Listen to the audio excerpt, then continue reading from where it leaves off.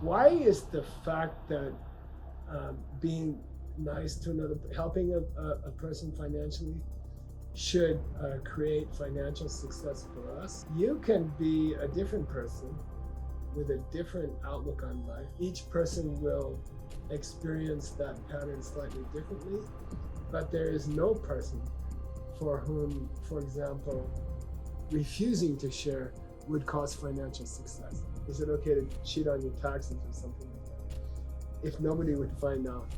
For great people who can be attracted and head towards problems rather than try to escape from problems. You had 157 teachers, yes. 12 graders, yes. One greatest, yes. And you had thousands of students, yes. They are not normal students. 80% of people under 30 get their news from TikTok. That's where they find out what's happening in the world, is from TikTok. Their whole understanding of Ukraine or Gaza or world poverty or nuclear war is, yes. They're the future of the world.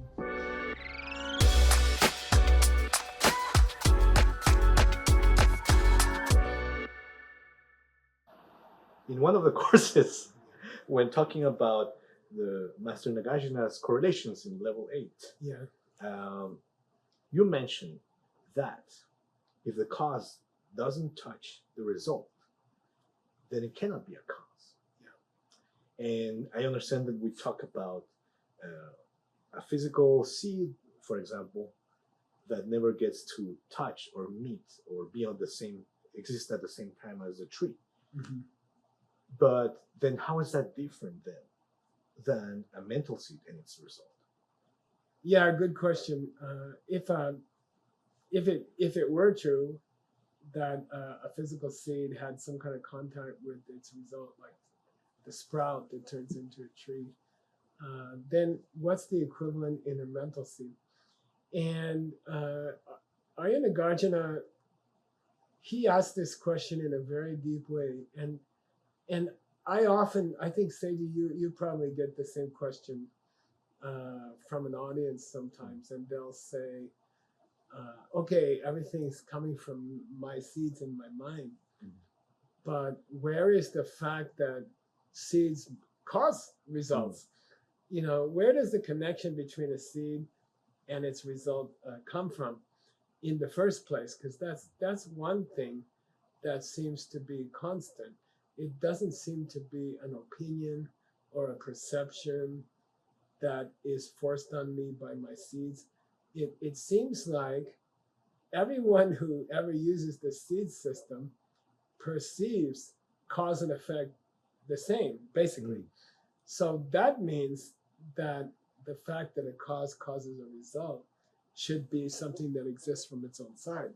Maybe it's the only thing that exists from its own side. Why is the fact that being nice to another, helping a person financially, should create financial success for us? Isn't that the one thing in the whole universe that doesn't depend on me? And isn't that something that works the same for everybody? And the answer is very, very interesting. And Nagarjuna talks about it a lot.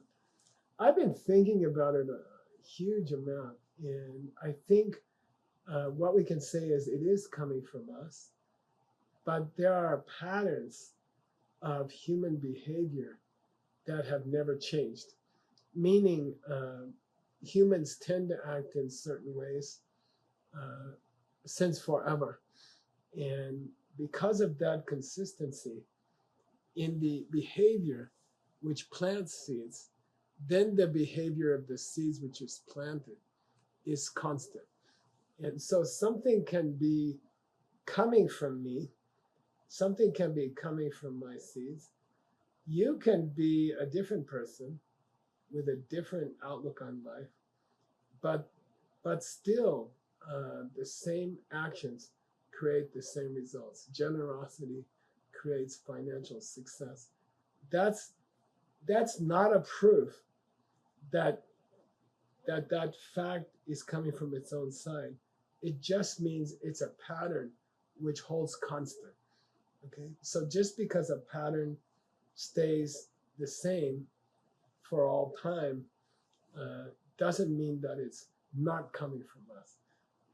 Each person will experience that pattern slightly differently, but there is no person for whom, for example, refusing to share would cause financial success. So seeds and results can be constant and still come from us personally. Would you say that it's fair to extrapolate these to all unchanging things? I would say that, yeah. I think you could say that most unchanging things. By the way, Abhidharma says that the list of unchanging things is ridiculously short. Namkadani Gopani, that's it, which means empty space and the two ways that you can stop your negativities forever. And that's all. And so I'd say there's not a lot of unchanging things in the universe. But the fact that they are not changing is because each individual who has a completely different seed planting history will still plant seeds in the same way, and they will still experience the end of trouble the same way. Now, if we try to extrapolate to two different, let's say the two ends of the spectrum. Okay. So on the one hand, you have an amoeba. On the other hand, let's say that someone manages to take the seed system to the ultimate, to the best they can ever do. Would you say that this pattern is the same? Do they share that in common? Exactly. Yeah, I would say it's precisely the same. The way the world works for an amoeba and the way the world works for a person who is, for example, walking between planets or something, the way the world works for each of them is the same, completely the same. The way that results come from seeds is completely the same for both of them. And what is this pattern? Oh, say again? Well, you said they share the same. Oh, I pattern. mean the pattern that whatever kindness they show to other beings will return as success, and whatever trouble they give to other beings will return as failure. And that, I believe, that applies also to an amoeba who decides to eat the amoeba next to them, which is a kind of violence. And that will create causes for them. In the case of an amoeba, according to the ancient literature, because they don't really understand choice, they can't say, maybe the amoeba next to me feels bad when I eat it. Then they, according to the ancient sources, you would tend to stay in that kind of existence for a long, long time. You would almost have to accidentally help someone, another amoeba, and then that would plant a seed for you to break out. Okay. One last question just to finish this topic. That's okay.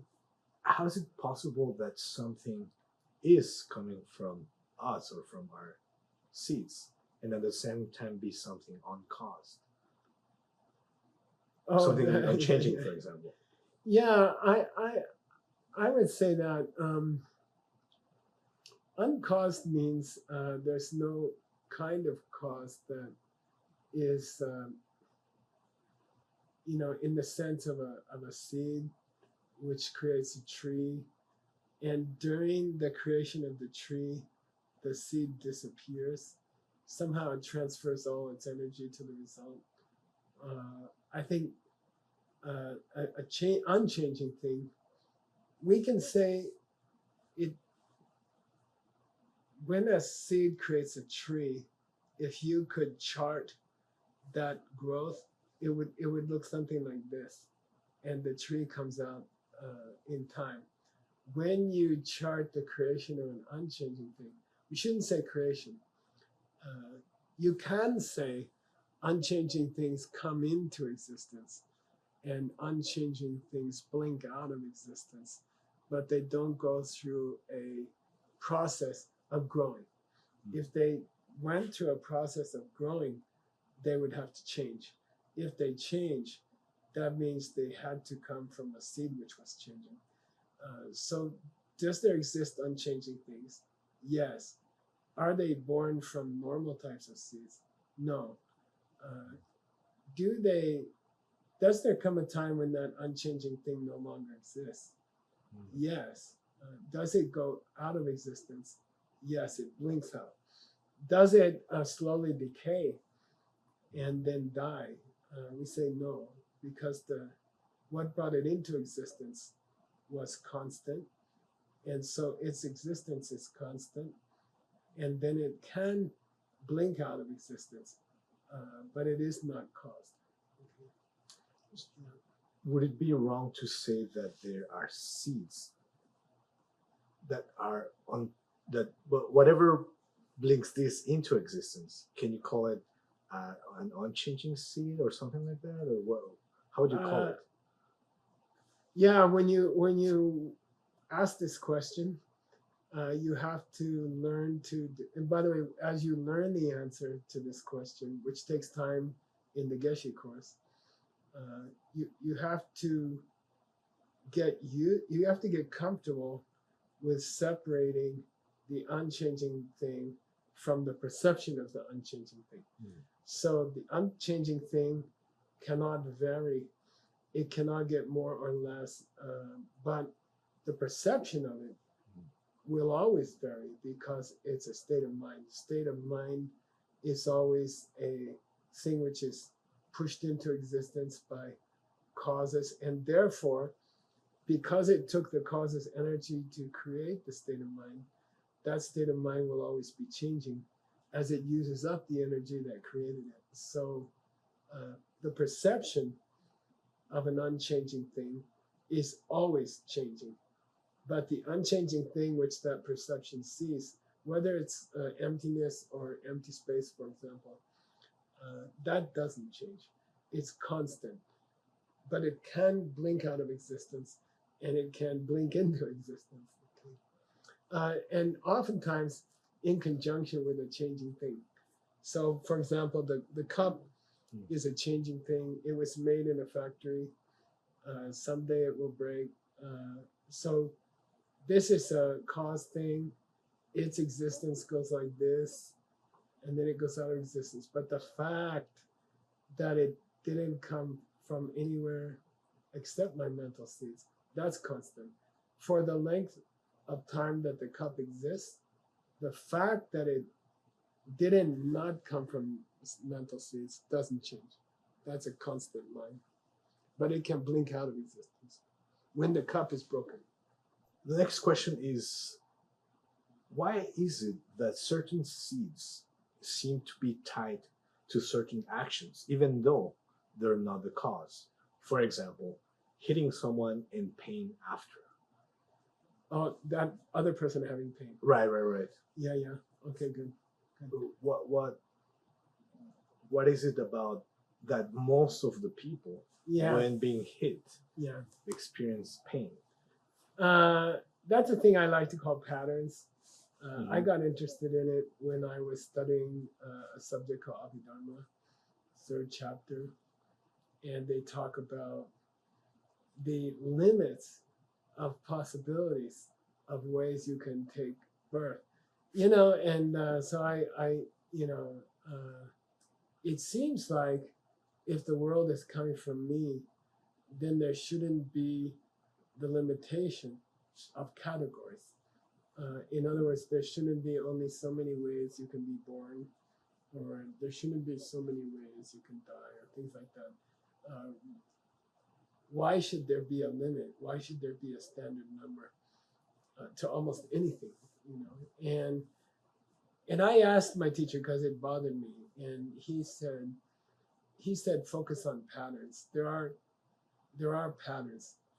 Nothing is coming from its own side, and the possibilities are endless.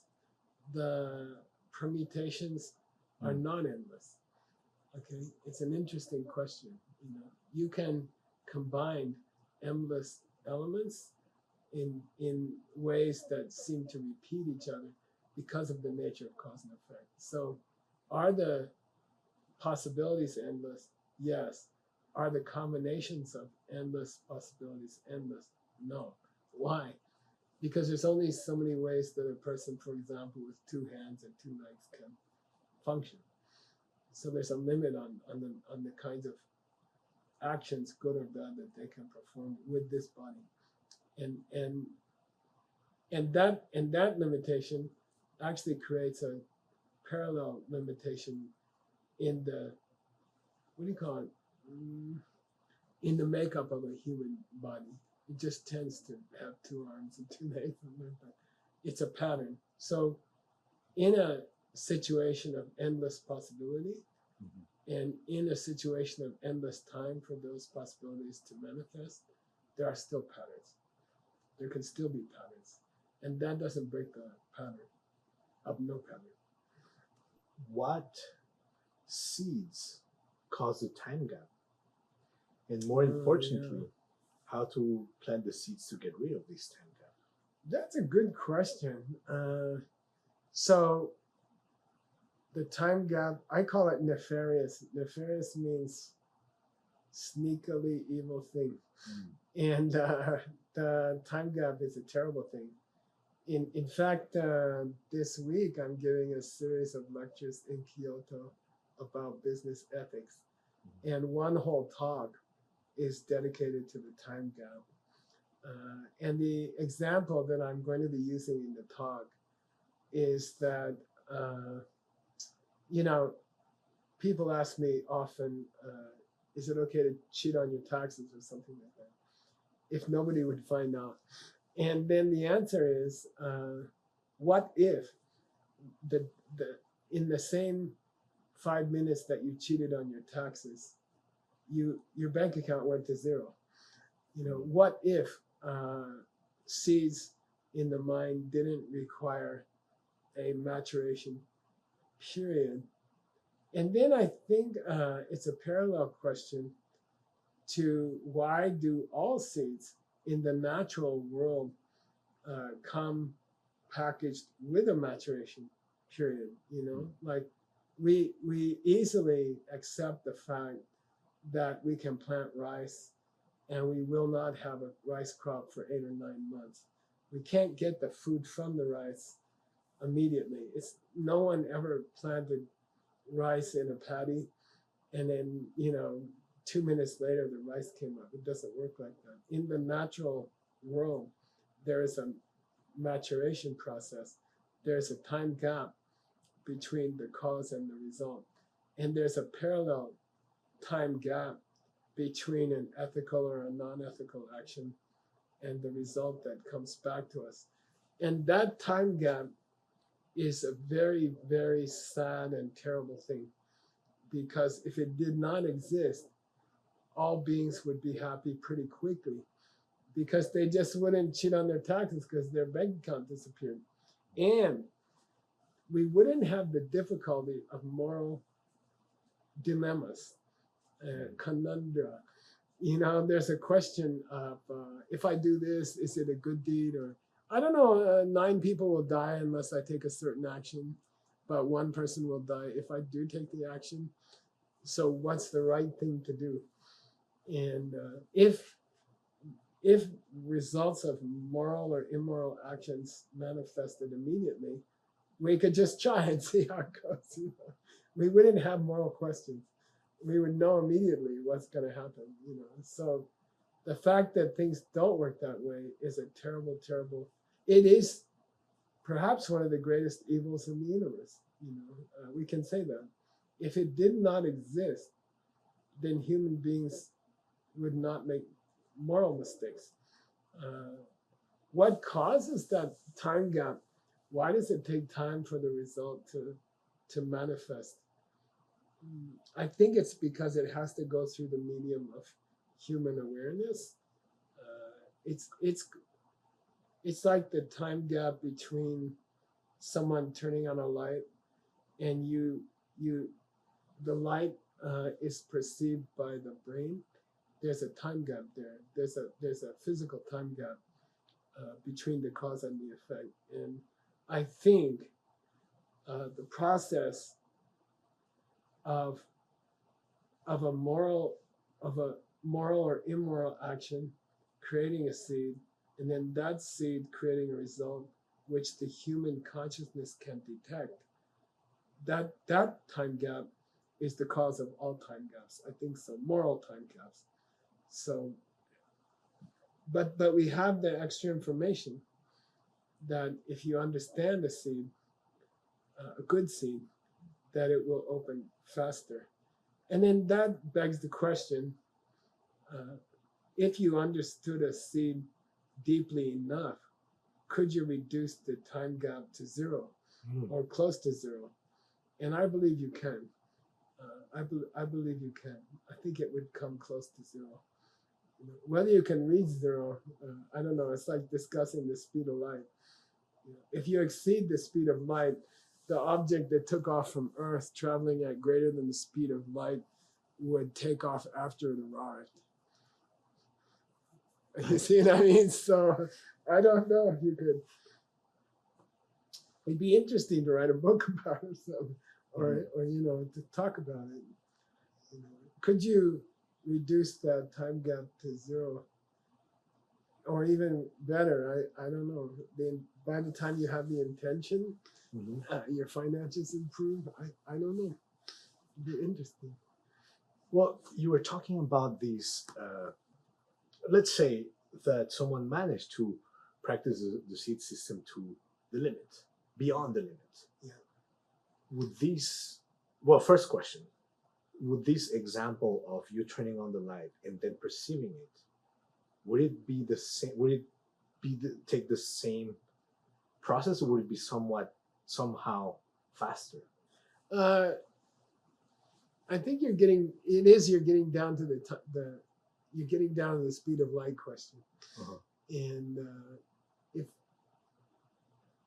there are convincing arguments that we could never exceed the speed of light, because then when we did, what we did would happen after we did it, or something like that. You see, so but if the world is coming from me, and if the speed of light is coming from me, I believe you could exceed the speed of light.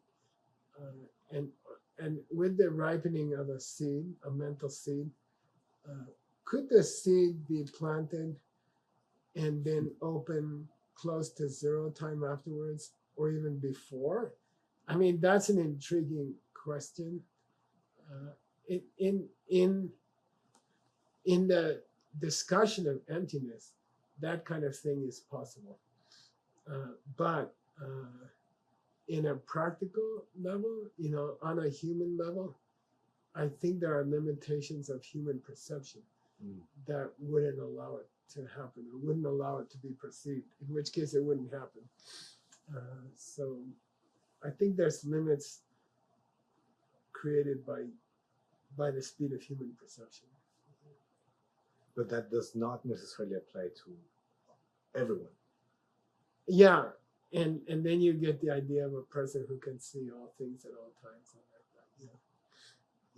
Because in a sense, according to science, they would have to exceed the speed of light to perceive things in the future, something like that. And the ancient books claim it's possible. I would like to take a little detour. I recently saw a video of scientists explaining the different types of infinity there are. So I was wondering what would the ancient books say about that? He explained in a very simple way. He said, imagine the numbers from 0 to infinity. Yeah. That's one infinity. Now imagine all the negative numbers. Oh, yeah, okay. This infinity is much bigger than that. Yeah. And then imagine the fractions, and you get to a bigger infinity. Do the ancient books talk about this? There is a famous argument that I can think of, in the spur of the moment, I can think of, we're supposed to, first of all, according to the ancient classics, the universe has no limit. You could get in a spaceship and head east, and you would never reach the end of the universe. So that's an axiom. in the ancient literature that there is no boundary. There is no edge of the universe. You don't come out of the egg and fall off the edge of the earth or something. At the same time, it is claimed that we can experience a meeting, for example, with every being in the universe. You know, that it is possible for a normal human being with training to have sequential meetings, one after the other, with every being in the universe, and come out of that in 20 minutes or something. You see what I mean? Yeah. So if the universe is truly infinite, and if the number of beings is infinite, if the boundaries of the universe is infinite, and if the number of beings living in those boundaries is infinite, then how on earth could I ever have a face-to-face meeting with all of them in a 20-minute period? And I think you can partly understand it. And by the way, I did not understand Einstein for forever. And I knew he was smart. I knew he said something cool. I knew he said time is relative, space is relative, space and time can be curved. And I heard all this stuff since I was a little kid, since I was in elementary school. But I didn't understand any of it. And it took me a long time. Now I understand it. And basically it's the idea that a very massive heavenly body, or even a very massive part of an atom, has a attractive power. It can attract light. So the classic example, which I've mentioned before, is Mercury, the smallest planet and the one closest to the sun. When it they call it transit. When it transits the equator of the sun, and when it comes out from behind the sun, and when we observe Mercury coming out from behind the sun from the Earth, Einstein said there should be an unexplainable time lag. If you mathematically calculate when Mercury should appear, if it's on a steady orbit around a circle, if you mathematically calculate when we should first see Mercury, and then you get a telescope and you have a very good clock and you measure the time, there should be a discrepancy, because the sun is so massive that it should draw the light of Mercury. As Mercury transits behind the sun, the light which is supposed to go to Earth should bend towards the sun, and then it takes it a little bit longer to reach the Earth. And then technically, at that moment, if you're standing on the Earth and you see Mercury come out from behind the sun, you are watching something that happened a millisecond ago. And Mercury is already well past the sun by the time you can observe that Mercury transited the sun, the back of the sun. And so Einstein predicted that there would be a time discrepancy. And we didn't have the tools to measure it for, many decades. And then finally, we did have the tools to time it and to measure it. And it's true. He was correct. His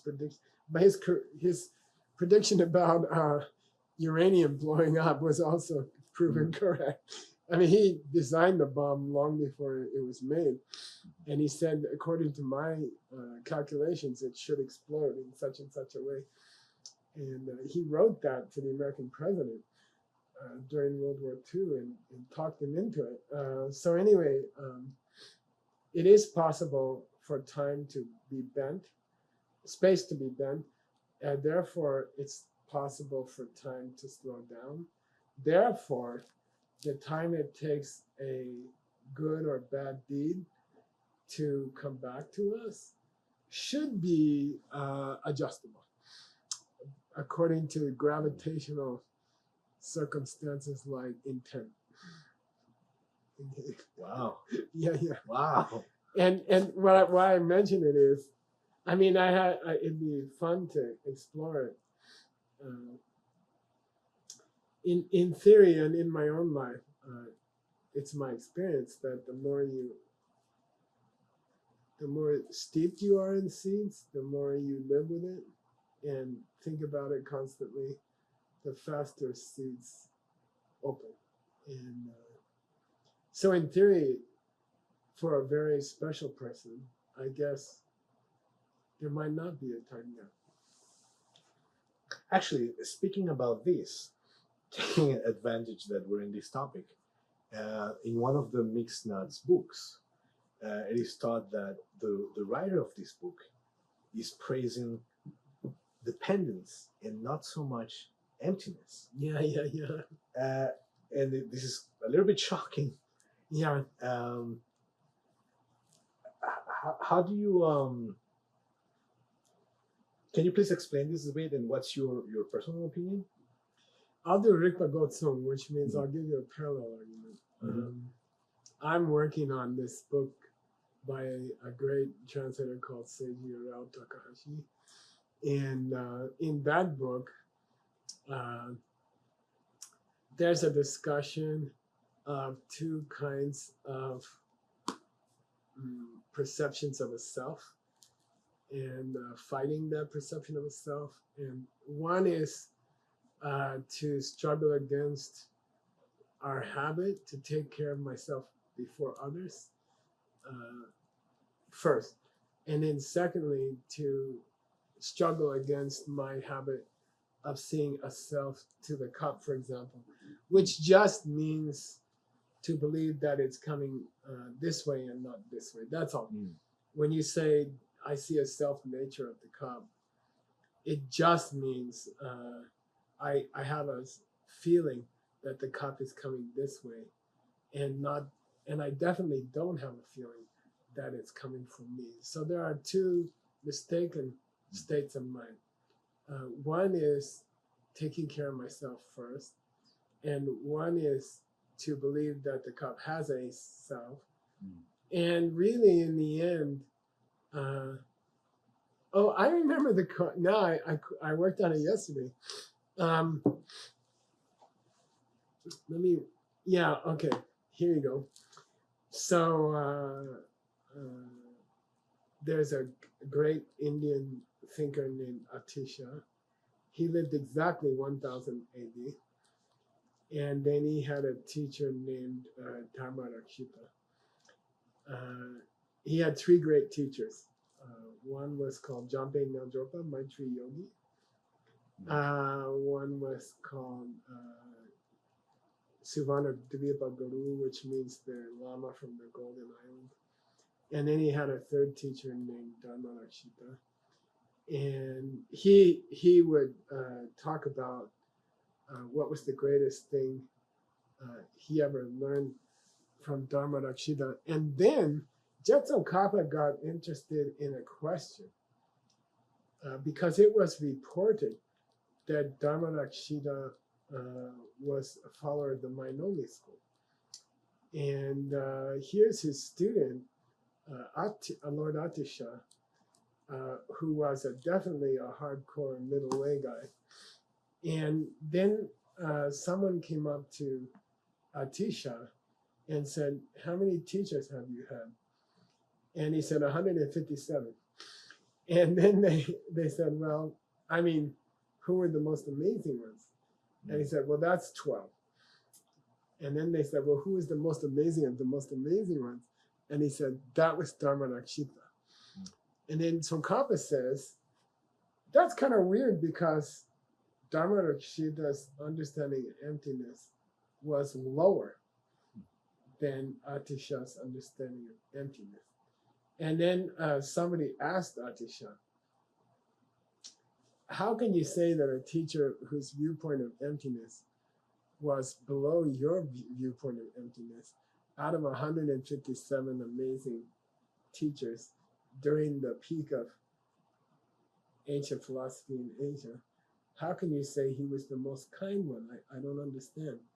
And he said, he taught me to fight my tendency to take care of myself first. And that makes him kinder. And then Judson Kappa, instead of criticizing him, he says a very interesting thing. You know Marmahatma, right? Mm-hmm. Crucial point, killing point. He says, for a person who knows how to locate the crucial point of a major teaching, they will understand his answer. And he doesn't, then he goes on. He doesn't clarify it, you know. Somehow, teaching him how to overcome his tendency to take care of himself first, it kind of outweighed his teaching him to not see the pen coming from its own side, you know, which is supposed to be the root of all problems. Okay, so I think our question goes like that. I think it's the same. I think there are states of mind which are so conducive to the perception of emptiness that they are more important than the perception of emptiness. Since we're talking a little bit about the Peacock Warrior book, I know that I've heard some books talk about kind of like a precursor of this attitude. Yeah. I've heard that it's that not for even a moment to have a desire to get things and constantly being looking for liberation. Like if that was the only thing in your mind, then how could you do other stuff? And does that mean that you should never not have that in your mind to achieve this state, this precursor to the Peacock Warrior?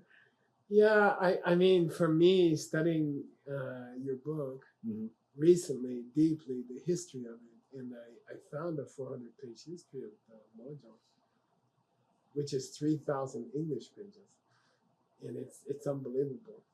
And I worked my way through it, and there were 3 great books. One was The Crown of Knives, where we learn about the concept of a peacock warrior, meaning a bird who can eat poison, and rather than killing it, it makes it even more beautiful than it was before. And a parallel, that's supposed to be a metaphor for great people who can be attracted and head towards problems rather than try to escape from problems, just to have the pleasure of fixing them and helping other people. So then I was studying the history of this kind of literature. And there's a longer work. By the way, that work, The Crown of Knives, is long. I timed the 8 verses today because Lord Atisha spent 12 years studying Lojong in Sumatra. And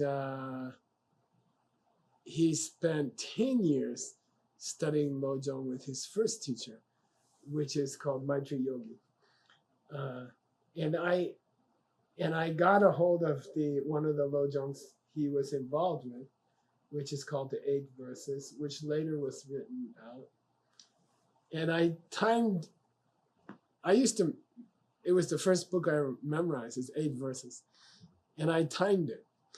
And I recited it in 49 seconds.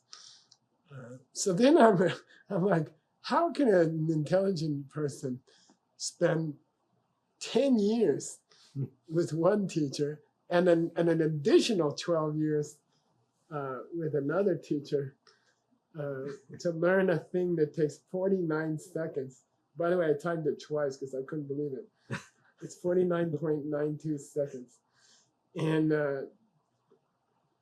under a minute, it takes under a minute. How can you study that for 10 years? How can you study that for 12 years? And so there was this kind of,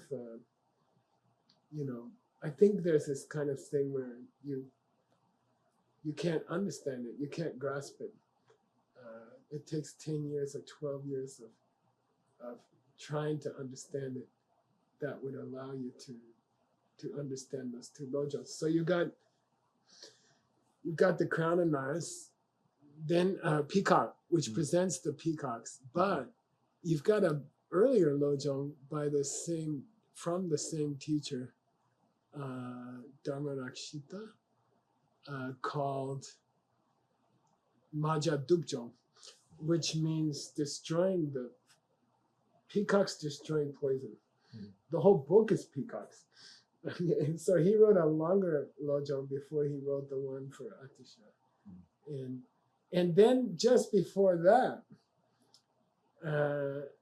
going back historically, so you've got the crown and knives, which mentioned the peacock.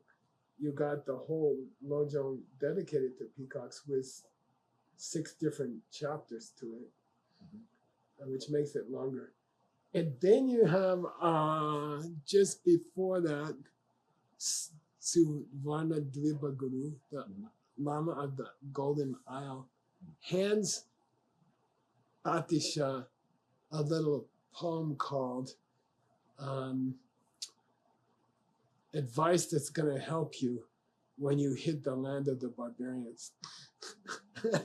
It's like, wow, and he's thousands of miles away in Indonesia, and the teacher hands him a little piece of paper that says advice on how to handle the barbarians. And he's like, what barbarians? And he says, you're going to find out, don't worry. And much later, when Atisha is in his 50s, 57, I think, he agrees to go to Tibet. And don't forget, in those days, the average lifespan was about 35, maybe 40. So he's already 20 years over, the year he's supposed to die. And then he agrees to go on an extremely dangerous journey, and he spent 17 years there. He lived his whole older life there. So I think the idea of a peacock is developed from these 3 books. First, there's the advice of how to handle barbarians. Then there's the idea that maybe you should seek out barbarians to make you suffer so you can be a better practitioner, And to top it all off, and then to finish the answer, which is too long already, is the famous Pabonka story. And when I say Pabonka, every normal person will say, oh, he's the teacher who wrote the book on the steps of the path that Geshe has been teaching for 11 years. And I say, no, there's an older Pabonka. And you say, well, what's that? Pabong means boulder. And Pabonka is a retreat,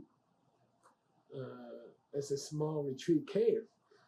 And the cave opening was extended out with adobe brick. So it was a shishi cave, a two-room cave. The front room is a normal, clay wall room. And then the back room is the cave.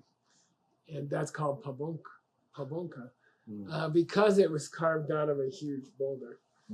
So there's a story, which you maybe heard, that Atisha, after he got to Tibet, was having trouble learning Tibetan. He was trying to learn the local language. He spent 17 years there. He had to teach in a foreign language. And Tibetan is unusual because it appears to have fallen out of the sky. It's not linguistically related to anything. So to learn it is much more difficult than French or Spanish or anything else. It's just, it's not related at all to any Western language. So he had trouble. He comes from Sanskrit. And it was hard. So one day he's walking, he stops, he sits down, and I don't know if you know this story. Yeah. Well, just before that, his Tibetan students had asked him, how many students you have in India? He says, I have over 1,000. How many students went on the 13-month ship voyage to Sumatra, to Indonesia with him, over a year, he took 125 students with him. Oh, wow. You know, to take one is a challenge. Yeah. You know, so anyway, when he got to Tibet, he had 2 or 3 students with him. And one of them was an incredibly irritating person. And he kept causing trouble, and maybe it was my previous life, I don't know. But he was just a troublemaker. And finally, the Tibetans who were trying super hard to be polite and keep him there, they were like, excuse us, great teacher, but you have 1,000 students. You had 157 teachers, yes. 12 greatest, yes. 1 greatest, yes. And you had thousands of students, yes. They are not normal students. They are Nalanda Monastery trained super geshes. You know, yes, they are. So why did you bring this guy? This guy is like the worst person we ever met. And he said, I chose him out of all my students. He is the worst one. And he's the most irritating. And they're like, why did you bring him, you know? And he said, I use him every day to make my patience stronger, you know? I'm trying to develop patience.